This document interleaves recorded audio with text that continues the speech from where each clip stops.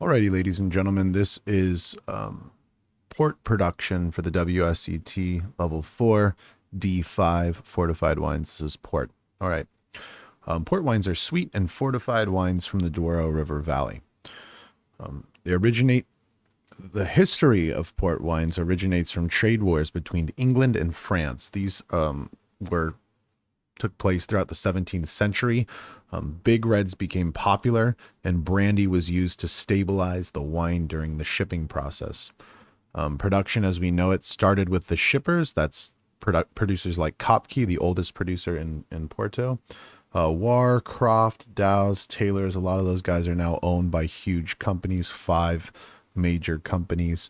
I think it's like 80% of all production in the region is five major companies. Shippers were agents that took a commission for shipping port abroad or acquired port from brokers in the Douro and stored them in lodges prior to sea voyage, what we now know today as maturation houses. Now shippers control all means of production, so they're not just shipping the wine. They own vineyards, they own production facilities, they do all the exporting on their own. In 1703, there's a huge popularity boom, pardon me. It's the Methuen Treaty. I don't know if I pronounced that right. Methuen Treaty.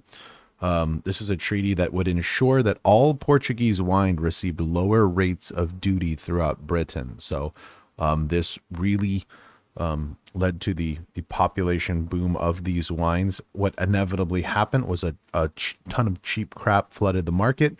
Demand slumped. There was a major oversupply.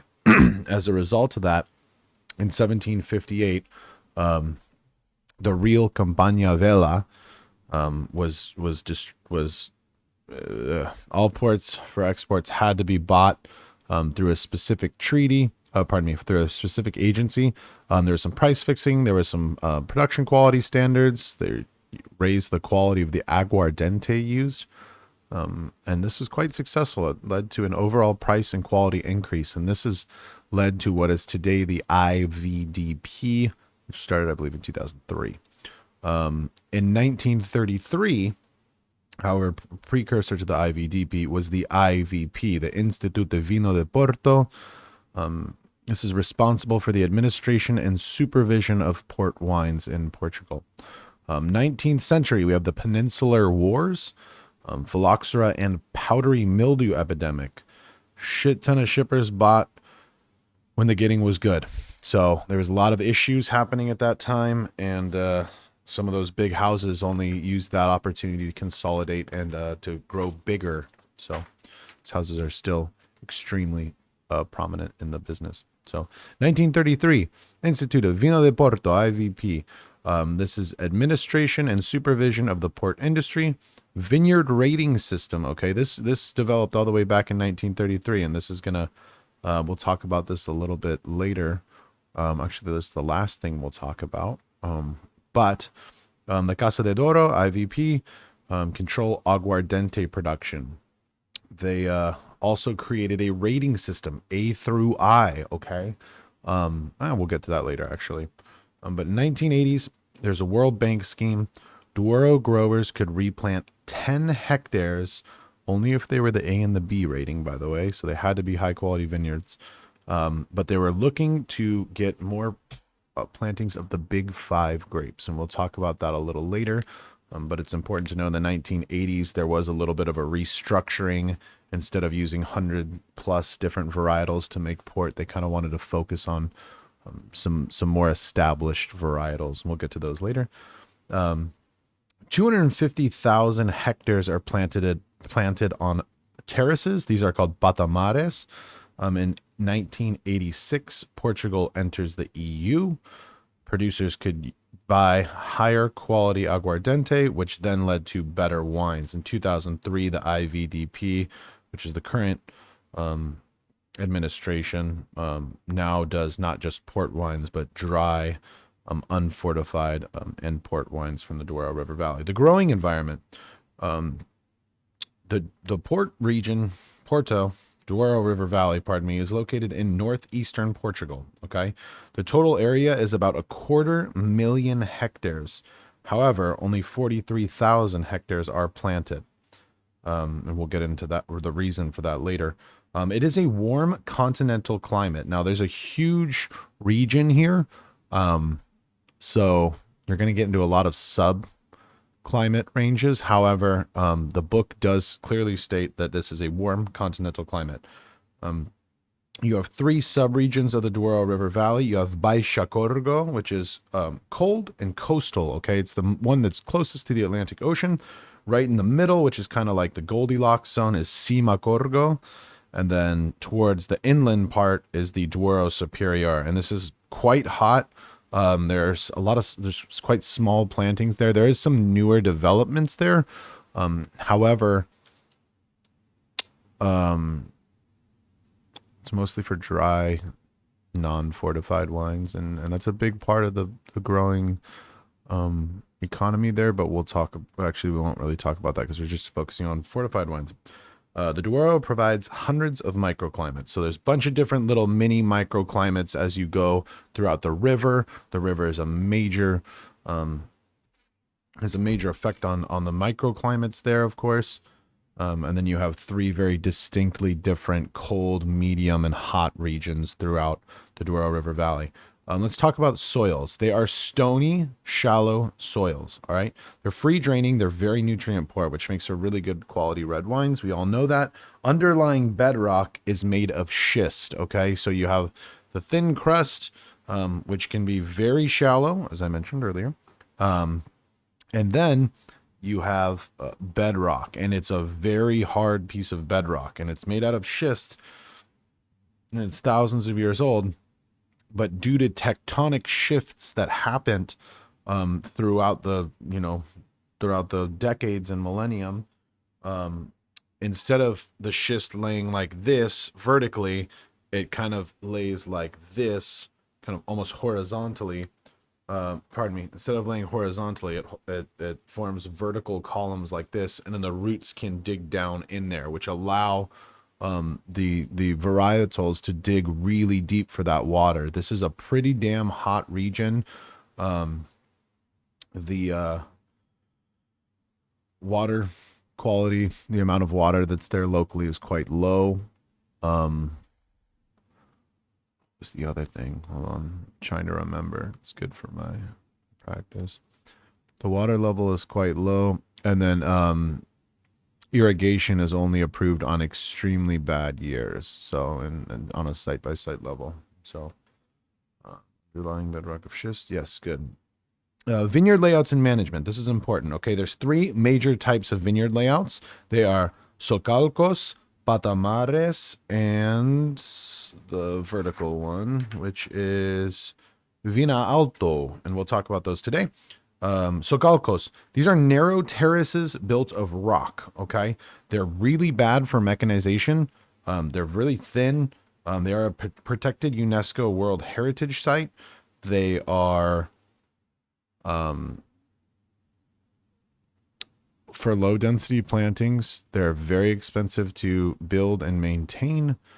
You get very little production out of them. They look really nice, but they're not really suitable for world-class production in 2023. Patamares are steep earthen ramps, diagonal plantings, possible for mechanization, but low planting density. We're talking about 1 or 2 rows maximum, okay? Soil erosion, weeds, these are very bad. These can affect the quality of the vineyard. You have two kinds of patamares. You have the large and then the narrow. The large can do 2 rows per terrace. I mentioned that earlier. Higher density. The narrow only does 1. So these are not very awesome. But the third one is Vina Alto. It's Vina Alto. I suck at Portuguese. These are vertical slopes, all right? These are the least expensive to maintain and install, allows high density planting, does allow mechanization. However, if there is a incline of 40% or more, it does not allow for mechanization, which is a fair amount of the region can be mechanized. And then water runoff and soil erosion cause problems, all right? Vines in the new age are planted cordon style with VSP, either 1 or 2 cordons. They will typically use a drought-resistant rootstock like 110R. That's Rupestris and Berlandieri for all you nerds. Max yield for port is 55 hectoliters per hectare. Okay, and let me move this really quick.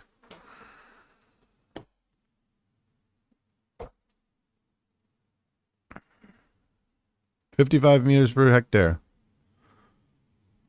There you go. But actually, you're going to be at about 30 hectoliters per hectare. All right. Hazards: spring frost, wet coastal air, downy mildew, botrytis. All right. Those are all inherently bad for port production grapes. Most harvest is hand harvested. Depopulation makes finding workers a lot harder than it used to be. Harvest starts in the Duero Superior and typically ends in the Baixa Corgo. Okay, so it starts inland, goes to the Cima Corgo, and then we'll finish coastal side. Hottest stuff gets harvested first, just like you'd harvest Calistoga before you'd harvest Coombsville. All right. Many varietals equals longer picking opportunity season. All right, makes it a little bit easier. There's 100. Well, we'll talk about that in a second, but each one of these grapes can be harvested separately, so you're not just rushing to pick a bunch of Cabernet at the same time. You are, picking some earlier ripening stuff, mid-ripening stuff, late ripening stuff, and then that kind of transitions us into grape varieties. So there are over 100 plus approved grape varieties for port production. That's a fucking ton of approved grape varietals. There's nothing else like that in the world. However, since the 1980s, since that World Bank scheme and the replanting scheme that we were talking about, we have the big five. Okay. There was a big push to have people, instead of 100 grapes, to have 5. And there's still a fair amount of plantings of indigenous varietals and such. However, the big 5 are Touriga Nacional, Touriga Franca, Tinta Roriz, Tinta Barroca, and Tinta Chiao. Many producers are still experimenting with older/indigenous grape varietals, but in the 1980s, vine pull schemes called for the replanting of the big 5. I just mentioned that. All right, most wines are field blends, which allows more time for the slower picking stages during harvest time. Different ripening. Yes, we know that. Cool. Beautiful. Page 2. Touriga Franca. It's the first one we're going to start with, and that is the first one the book starts with. So this is heralded as kind of the magic grape, which I didn't know that was the magic grape, but it is. It's a Touriga Franca, late ripening, good for warm sites, disease resistant, adds color, tannin, and acid to the blend. So that's basically all 3 things that you need. Extremely popular, most widely grown. Okay.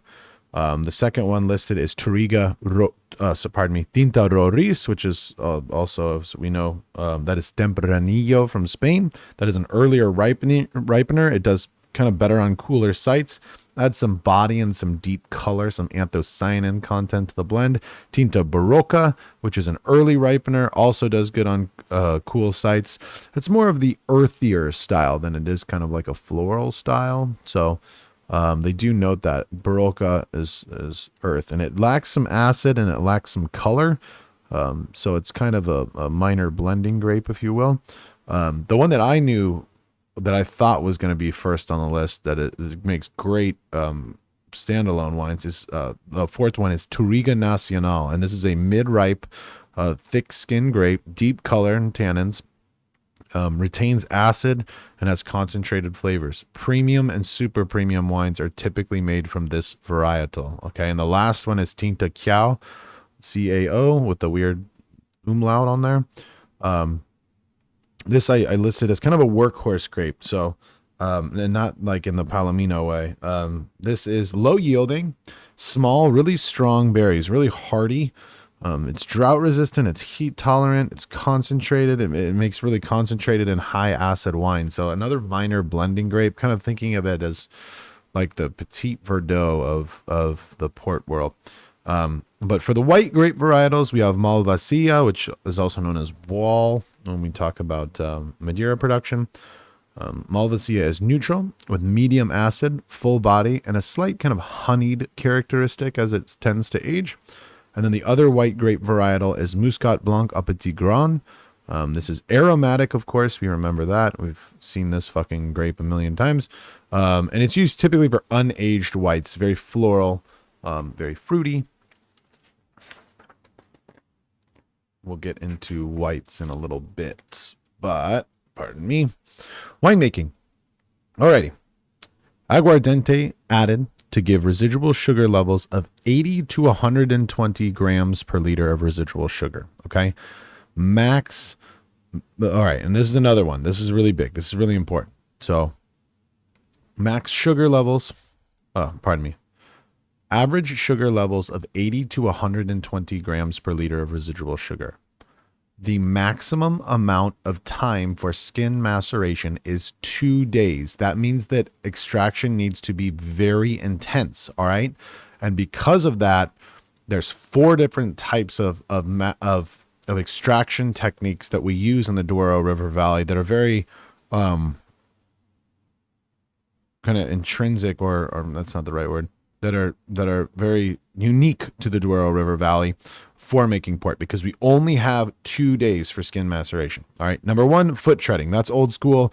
Humans, we're talking about granite, kind of looks like a sandbox, couple feet high. Toss some grapes in there, and humans will interlink arms, and they will walk on these motherfucking grapes for foot treading.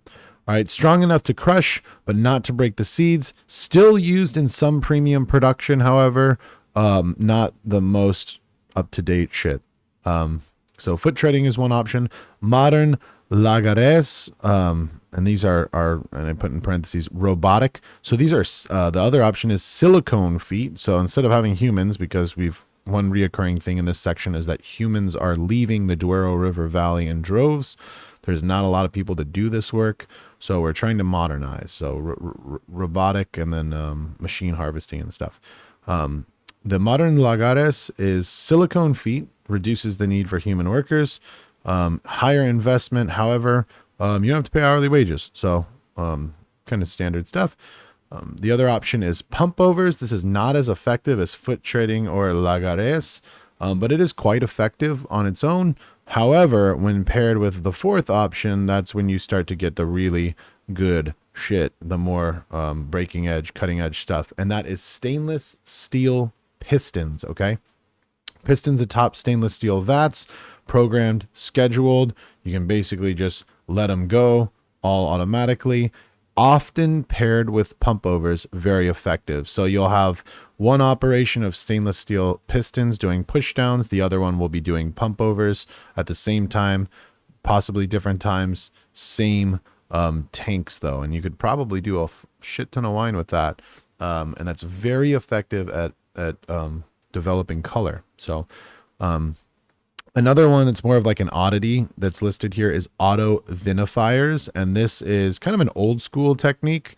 It is a technique that doesn't require electricity. And I'm going to do my best to explain this. I'm not going to do a very good job. I feel like it's something you need to look at a graph.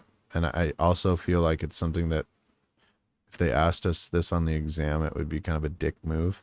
But auto vinifiers. So this is a process of making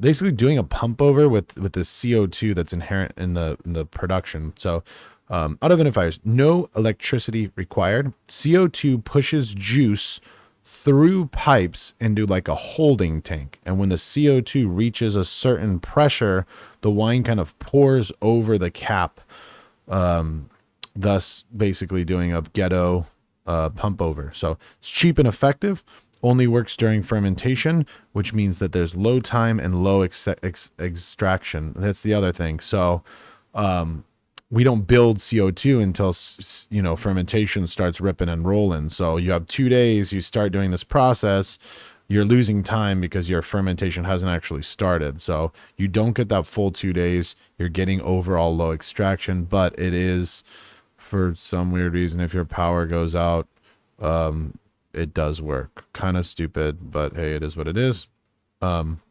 Most modern tanks are done with are made by stainless steel. They do still, some people still use oak barrels, temperature control, microbiological stability. That's what we like stainless steel tanks for. Some producers do use concrete, some producers do use oak. Fermentation temperatures are high. Okay. We're trying to extract phenolic compounds, or trying to extract anthocyanin content, 80 to 90 degrees Fahrenheit for those temperatures. All right. Fermentation for whites is a little lighter. It's 63 to 72. That makes sense. Many producers use ambient yeasts for their production of port.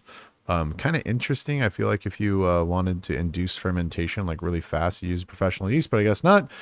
Fortification, that is the next part. Aguardiente, 77% alcohol by volume, and then we are fortifying the wine with aguardiente to 19 to 22 alcohol by volume.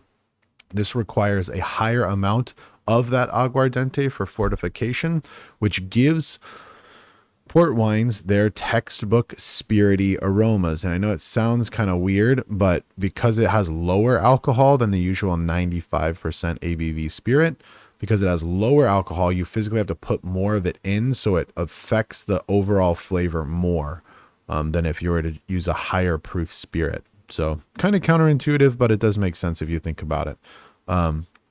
And then the quality of the fortifying spirit, the quality of the aguardiente, has a large effect on the final taste of wine. And we will touch on that later, but there are different quality levels of aguardiente. Cheap shit usually gets used to make cheap shit, and expensive shit usually used to make expensive shit. 1967 to 1976. Aguardiente, low quality, had to be purchased from the IVP. Okay. And what that did was, it was typically low quality, and it led to overall low quality of wines because the aguardiente was really low quality. In 1991, free sourcing of aguardiente was allowed, and thus quality did tend to rise, which is great. Okay.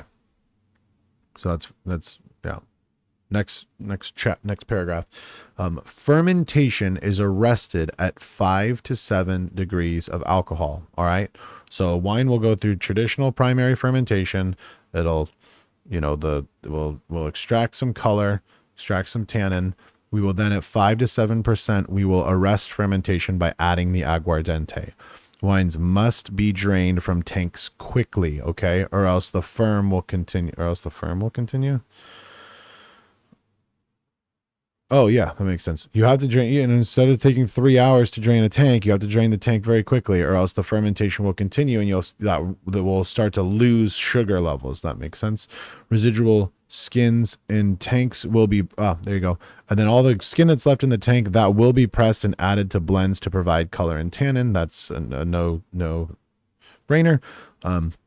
Acidification is common. This is a region that's very hot and does tend to, grapes will lose acidity, and you might want to add some tartaric acid or citric acid or some malic acid.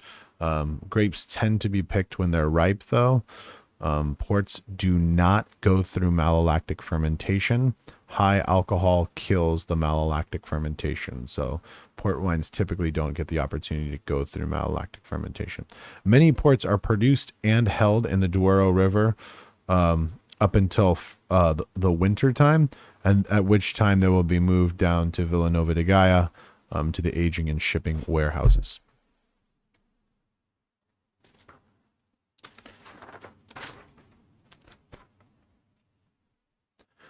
Blending. Blending can be done at any time. Parcels can be blended, varietals can be blended depending on the style. Vintages can also be blended. All right. Maturation.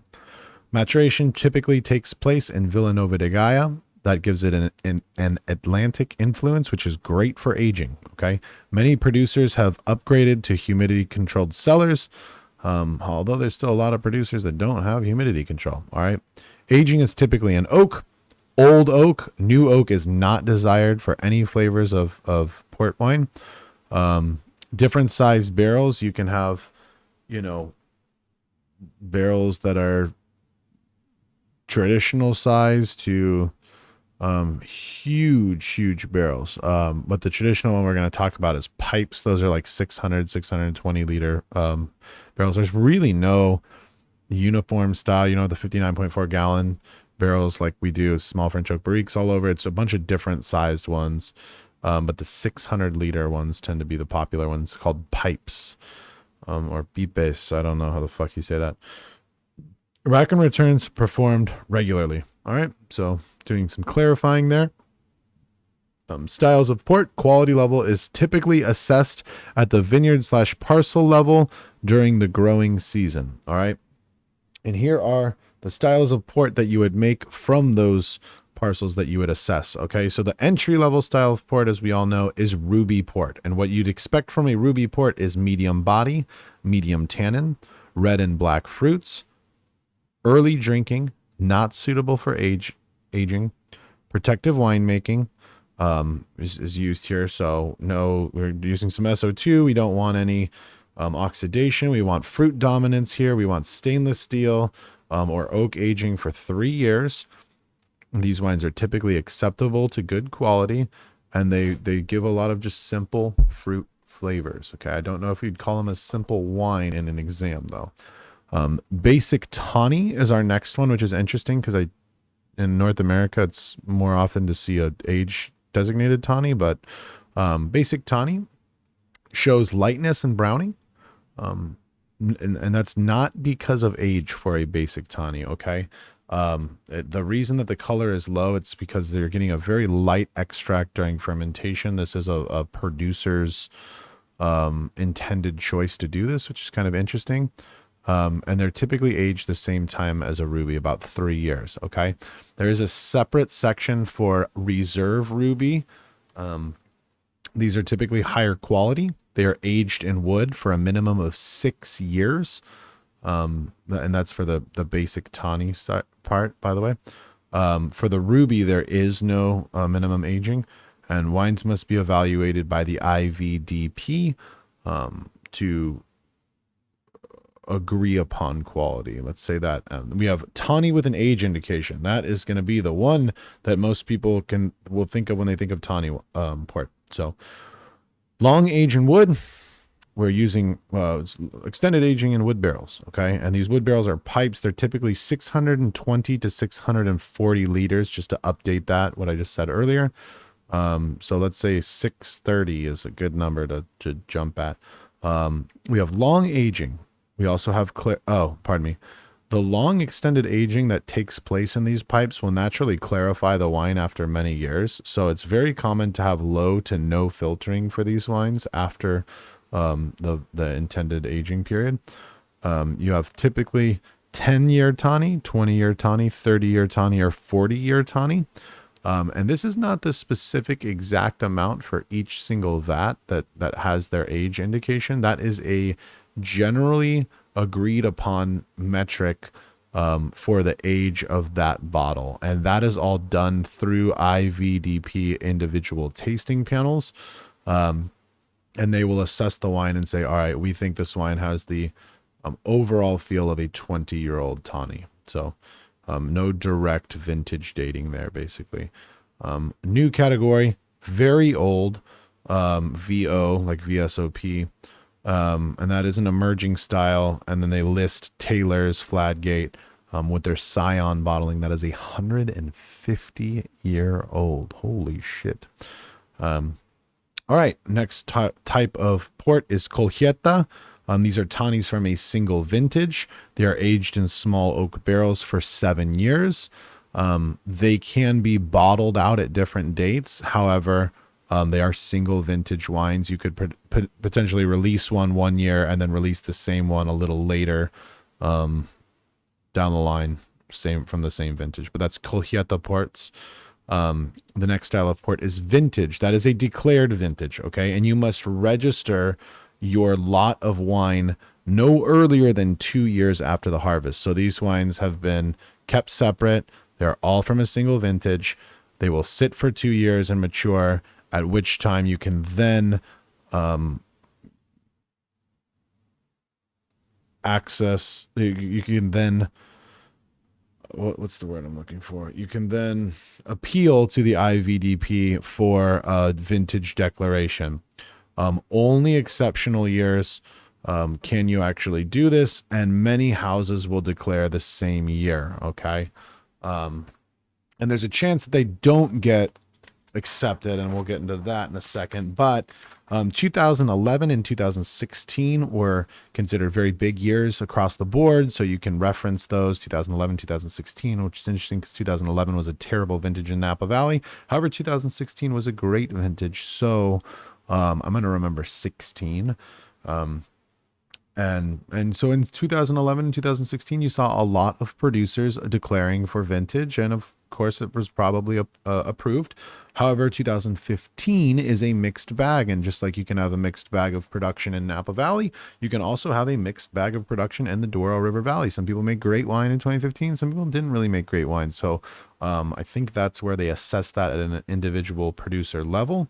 And then the last thing is that producers typically want to space out vintage declarations. You don't want to apply for vintage declaration every single year, because God forbid they give it to you and then every single wine you make is a vintage, declaration. Then it's going to kind of dumb down the level of respect and quality for your production, I guess, is the ideology. However, I don't even know if that's whatever. If wines don't meet the classification for vintage, you appeal. They say no. You can then kind of dick your bottling down the line to either single quinta, which is a single vineyard wine, LBV, late bottled vintage, crusted, or tawny. So you're not losing fruit ever. You just would declassify it to the next highest ranked bottling, I guess. Vintage. We're doing pretty good on time.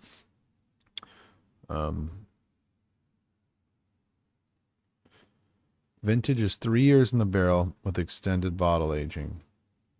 Mostly 18 to 20 months. I did not understand what the fuck that meant, but that's what it said in the book. Bottled without fining, filtering means heavy sediment in these vintage wines. Okay.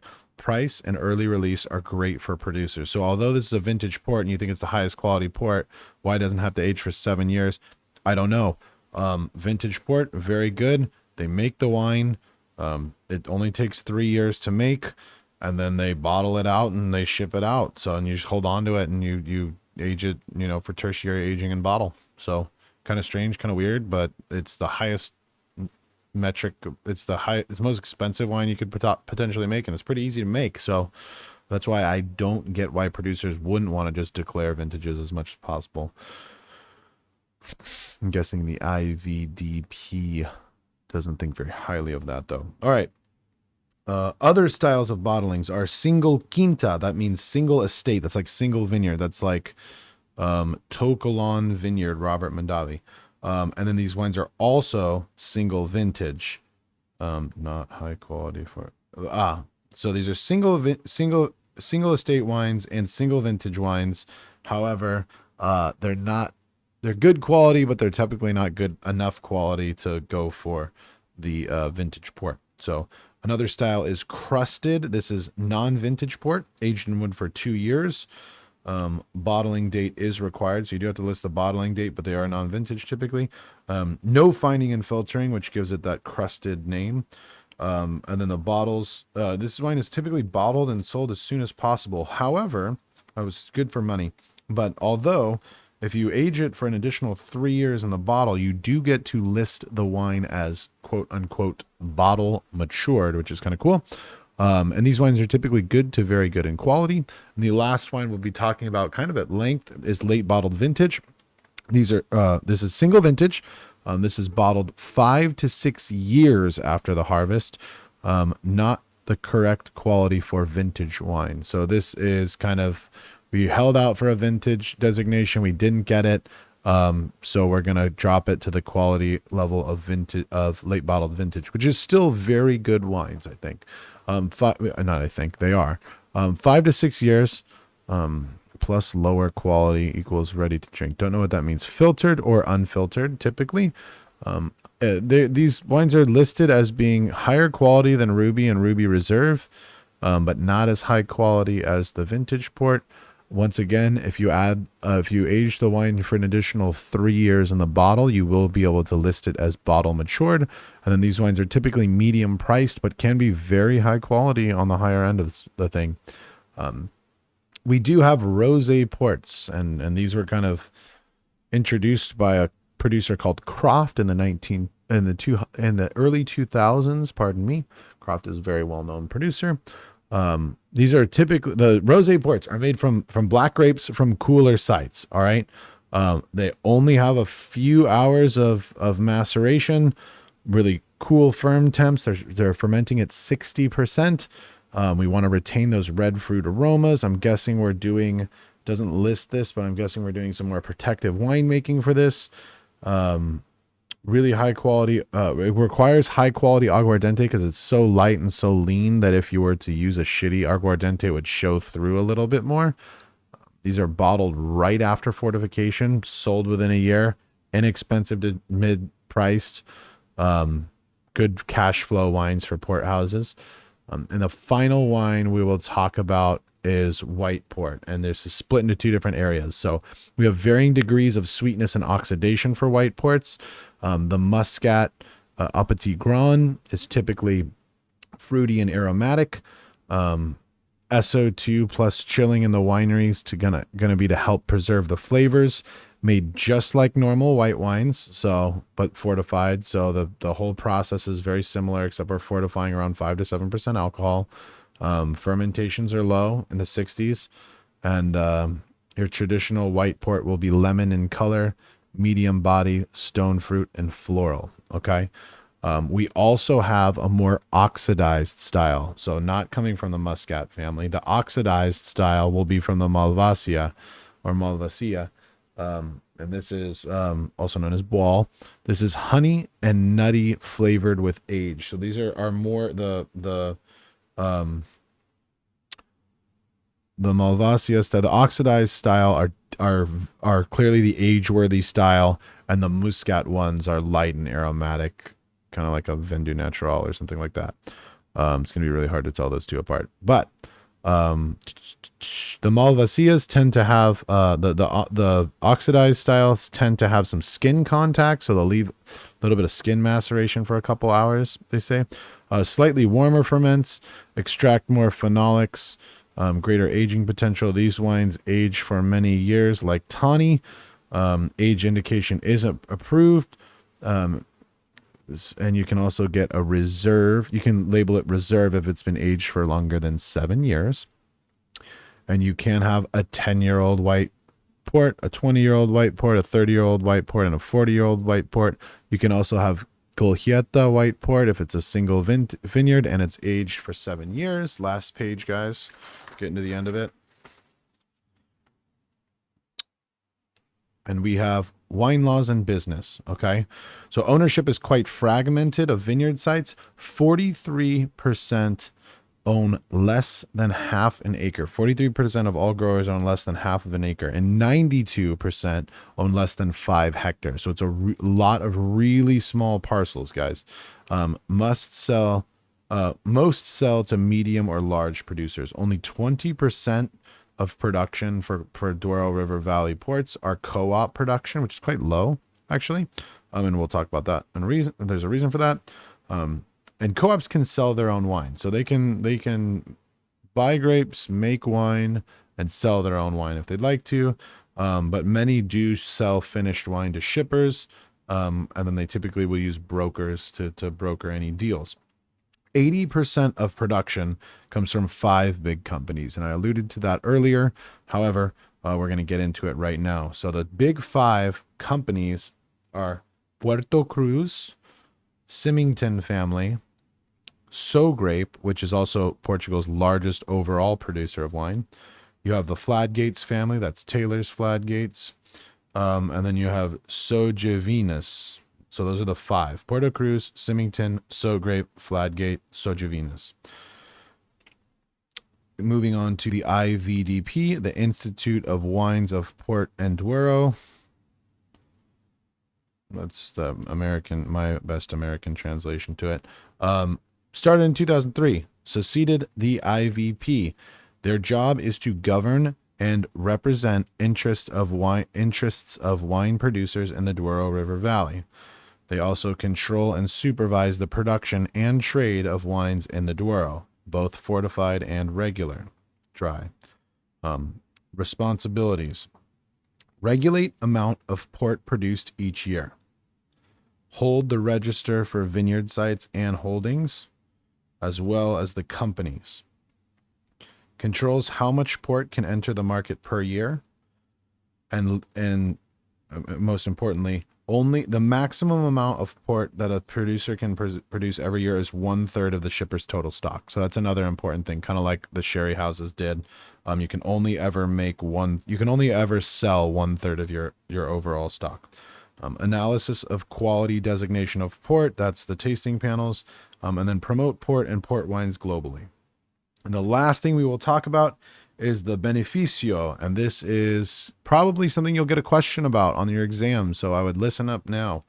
The amount of port that can be produced in a single year is highly regulated. This is referred to as the beneficio, okay? That is both that concept and the name of this whole entire program. So name equals amount of volume in the system itself. Yes. All right. Each individual site is classified by its location, its altitude, its soils, its varieties, all these things. They're all totaled up, and then they give you a number from A to I. Okay. A is the highest quality, and you can produce the most wine. So, and then I imagine that goes down as you go to B and C and D. You get a certain amount of wine you can produce, and probably overall must make sense. So yeah, so you want to get that highest quality rating. B's and C's can produce less and less wine as you go down the ladder. Everything after F, so F, G, H, I, those four rating systems are not allowed to produce port. Okay, you can only make dry style wine, and you can only make spirits.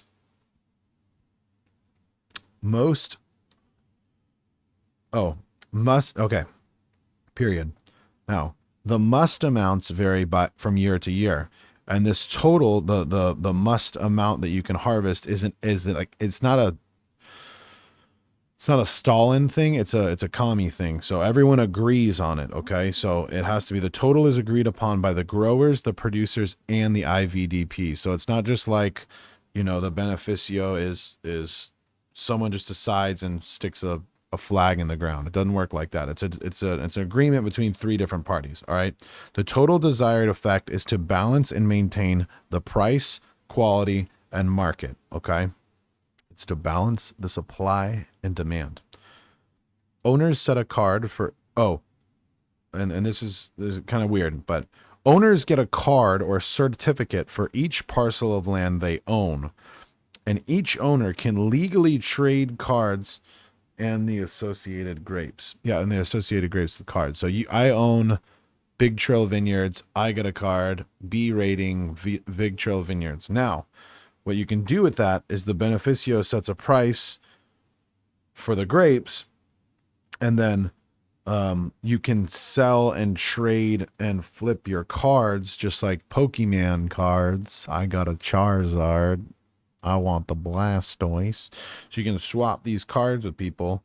And many growers don't make their own port, but they just make their living off beneficio card trading. So large amounts of transactions per year must be cataloged and approved by the IVDP. So you can legally trade these cards up, but it's got to be approved by the governing board.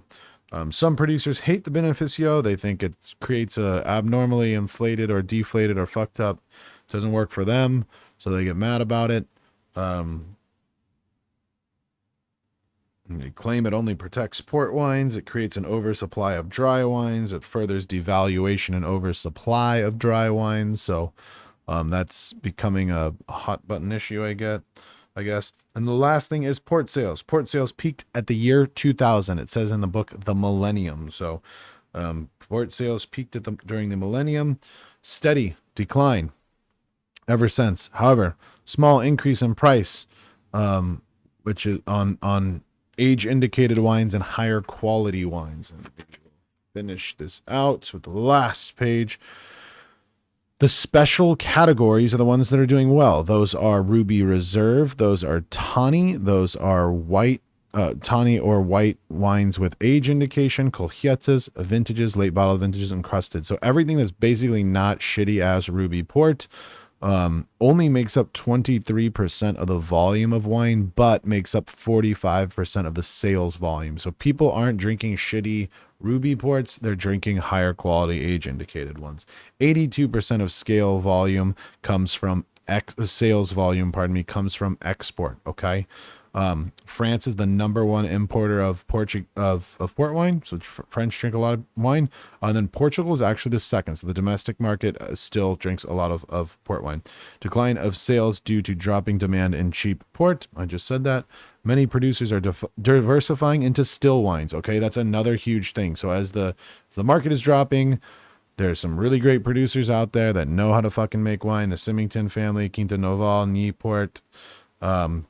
These guys are now starting to make dry style wines and flipping dry style wines, which why the fuck wouldn't you? It's just, you just harvest the grapes like you would normally and make your own damn wine. Rosé and white wines are new additions, but they are trying to attract new markets with an emphasis on cocktail ingredients. So not just drinking it by itself as like an aperitif or a digestif in North America, but actually using it to blend into cocktails. So kind of cool. That was everything. I did that faster than I did sherry, which is interesting because there's a lot more information than sherry. But thank you guys. God bless you and have a good night. Bye-bye.